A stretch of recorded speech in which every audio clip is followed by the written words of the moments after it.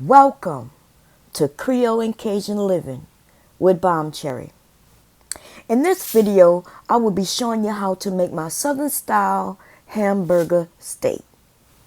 The first thing we're going to do, baby, is slice up some of those onions.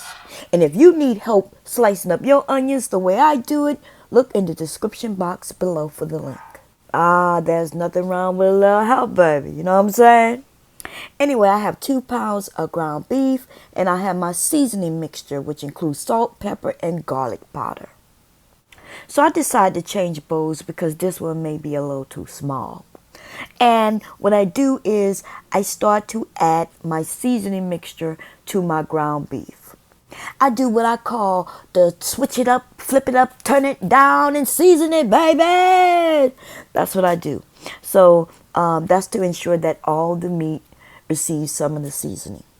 So just watch what I do right here. You know what I'm saying? Just watch how I do it, baby. Nothing wrong with flipping it up, giving it a little spank.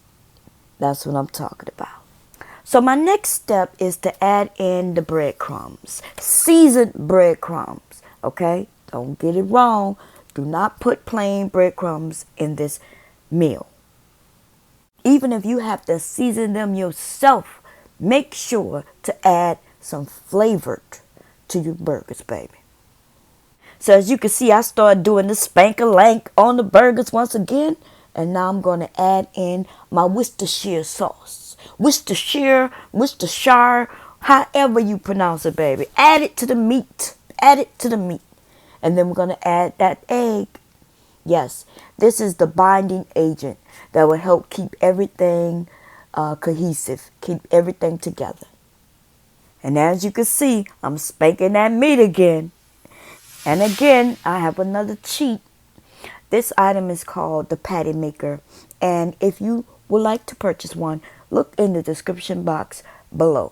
It will help you to make burgers that are all the same size and the same thickness. And it's very easy to use.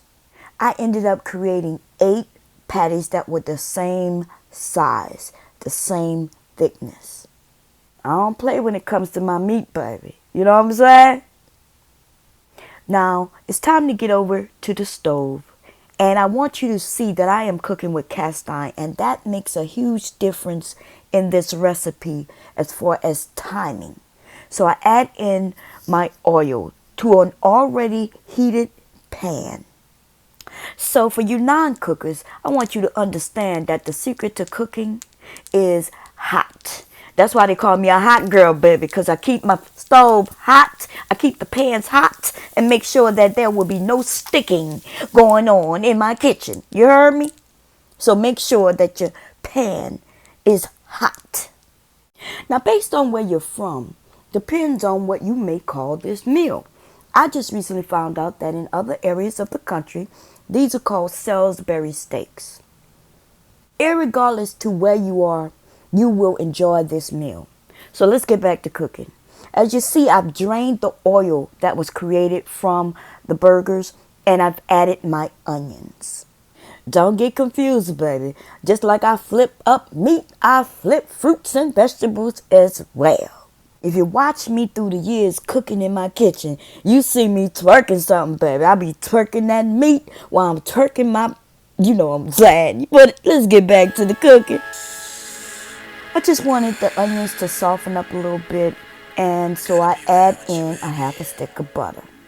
Now, as I'm realizing that I'm cooking in cast iron, I decide that I need to remove my onions. And so that's what I do. Oh, yeah, so now I'm on that butter love. As you can see, I'm making sure that it's spread all over the pan. Okay, so here I'm about to add in my flour. And I want you to know that I'm going to spend a little more time in this area because it confuses people often. Okay, so most of the time when people do this, you see the lumpiness and clumpiness and they get worried. Don't get worried. Just continue to move that flour around. Move it around, let it sit maybe for a couple of seconds, and then move it around to another spot. And just continue to move it around. And it can take upwards 20 minutes depending on what type of pan you're using. Cast iron is a little quicker. Okay, so right here, This color is a blonde roux. That means it's light in color, but it has started to change. This is a peanut butter color roux. This is perfect for what I'm creating, but you can go darker if you like. Just be patient and make sure you stay near that pot. Okay, so here I'm adding my onions back to the pot. And I'm just giving it a mix. Nothing too fancy. I kind of like this color, so I'm going to stick with this. And now I'm going to be adding in my liquid, which right now I'm using broth. I am using beef broth just to add some flavor. Nothing too fancy. You just want to take your time and add it in because it will start to thicken up. You want to mix it. As you can see, it's thickening up. It looks like it's a big mess, don't it? But do not worry. Just continue to treat it the way you was treating the roux, because basically that's what this is. Okay, I didn't add too much liquid. I just added in some liquid, and I'm making it just a tad bit darker. And I'm also creating what we call complexities of flavors, right? That's why I added the onion back. And now I'm adding in a cup of water. It looks like a mess, but pay attention as I smooth it out. Please don't get concerned when you see things that do not look like the way it should, because people aren't making videos that show you the steps. Okay? If most of you had not seen this be lumpy, then you would have assumed that you did something wrong and you would have probably thrown it out. This is one of the main reasons I spent more time on the roux with you all. I wanted you to watch me from start to beginning. And I did take some of the clips out of the middle, but they weren't anything of importance, okay?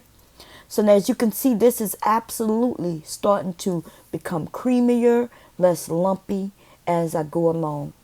Just be patient. Okay, so now I'm going to add in my spices. Just want to add some flavor to the gravy itself.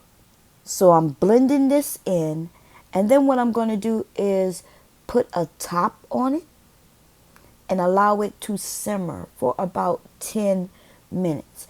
Now, what I want you to understand is that I'm cooking with cast iron. So if you aren't cooking with cast iron, you might want to add another 5 to 10 minutes to that time frame. Okay? Cast iron cooks differently than any other pots out there. Okay, so now if you take a look, you can see a deepened brownish color, and you can also see the thickening. Everything has come together perfectly. So what I'm now going to do is add in my beef patties. Yes, it's time to get it crack-a-lackin', baby. Okay, so I add in a patty just to pretty much gauge how much liquid needs to be in my pan. Okay, so I add in more liquid to make sure that the patties will be mostly covered in my gravy. I place all the patties in. I make sure that I put some onion on each patty. Place it on a low simmer, and then I'm going to cover this for about 15 minutes. Now remember, I'm cooking with cast iron, and if you're not, then you probably need to put this on a low simmer for 30 minutes. 15 minutes later, remember I'm cooking with cast iron. Here we go. Everything about this meal has changed. The color, the texture. Look, everything looks glossy and just juicy. This is how your meal should turn out. This is a perfect meal for any family in the world, baby.